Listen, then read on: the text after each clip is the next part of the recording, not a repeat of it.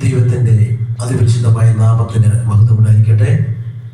എൻ്റെ എല്ലാ ശ്രോതാക്കൾക്കും ധന്യനായ ക്രിസ്തുവിൻ്റെ നാമത്തിൽ എൻ്റെ സ്നേഹവന്ദനത്തെ അറിയിക്കുന്നു.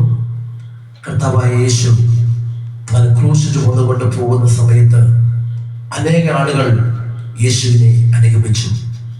അനേകർ യേശുവിനെ ദുഷിക്കുന്നു, അനേകർ നിലവിളിക്കുന്നു. നിലവിളിക്കുന്ന സ്ത്രീകളടിക്കാൻ യേശു വന്നിട്ട് ഇങ്ങനെ പറഞ്ഞു, നിങ്ങൾ എന്നെ ചൊല്ലി കരയേണ്ട, നിങ്ങളെയും നിങ്ങളുടെ മക്കളെയും ചൊല്ലി കരയുവിൻ. എന്തുകൊണ്ടാണ് യേശു അത് പറയാനുള്ള കാരണം? ഇന്ന് ഈ ലോകത്തേക്ക് നോക്കിയാൽ നമ്മുടെ തലമുറയ്ക്ക് വേണ്ടി കരയേണ്ടത് അത്യാവശ്യമായ കാര്യമാണ്. ഇപ്പോൾ നമ്മുടെ തലമുറകളെല്ലാം അനേകർ കഞ്ചാവിന് അടിമയായി നിൽക്കുമ്പോൾ, അനേകർ മദ്യത്തിനും മയക്കുമരുന്നിനും അടിമയിരിക്കുന്ന കാലത്ത് നമ്മുടെ കുഞ്ഞുങ്ങൾക്ക് വേണ്ടി നാം പ്രാർത്ഥിപ്പാൻ, നമ്മുടെ കരയുവാൻ നാം തയ്യാറാകണം.